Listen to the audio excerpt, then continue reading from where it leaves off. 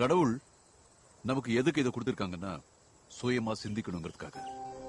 But unfortunately நம்ம யாரும் அதை யூஸ் பண்றது இல்லை. ஏன் மாஸ்டர் அப்படி சொல்றீங்க? ஃபார் எக்ஸாம்பிள், நம்ம ஏதாவது ஒரு புது வண்டி வாங்கினா கோயிலுக்கு போய் பூஜை பண்ணிட்டு இந்த எலுமிச்சி பழத்து மேல ஏத்துவோம். எதுக்கு மாஸ்டர்? எங்க வீட்ல தாத்தா பாட்டி சொன்னாங்க மாஸ்டர். மாஸ்டர், கோயில இருந்து எலுமிச்சை பழத்தை வாங்கிட்டு வந்து வண்டி டயர்ல வச்சு ஏத்துனா வண்டி செம்மையா போகணும்னு சொல்லுவாங்க மாஸ்டர். இதெல்லாம் காலங்காலமா இருக்கிற பழக்கம் தானே மாஸ்டர்? இதுல என்ன இருக்கு? இருக்கு. அந்த காலத்துல வண்டியனால மாட்டு வண்டியும் குதிரை வண்டியும். இந்த மாடு குதிரை இருக்குல்ல, கல்லு மண்ணு சேரு சகதி இந்த புல்லு இது மேலாம் நடக்கும். இது உங்களுக்கும் தெரியும். அதனால அதனுடைய பாதத்து நடுவுல புண்ணாகும். அந்த புண்ணு மேல சேரு சகதி படப்பட இன்ஃபெக்ஷன் ஆகி புழு பூத்துரும். புழு பூத்துச்சுன்னா வண்டி ஓடாது. புழு பூத்துச்சுன்னா வண்டி ஓடாது. சோ வண்டி நல்லா ஓடணுங்கிறதுக்காக மாட்டையும் குதிரையும் இந்த எலுமிச்சி பழத்தை மிதிக்க வைப்பாங்க.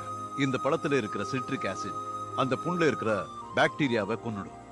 நம்ம பெரியவங்க ஜெனரலா வண்டியை எலுமிச்சி பழத்து மேல ஏத்துன்னு சொல்லிட்டு போயிட்டாங்க. நாம என்ன பண்ணிட்டு இருக்கோம்? என்ன ஏதுன்னு ஒரு கேள்வி கேட்காம இன்னைக்கு வரைக்கும் ரப்பர் டயரை அதை மேல ஏத்திட்டு இருக்கோம். See, the problem is நம்ம பெரியவங்களுடைய நோக்கத்தை நம்ம சரியா புரிஞ்சுக்கல.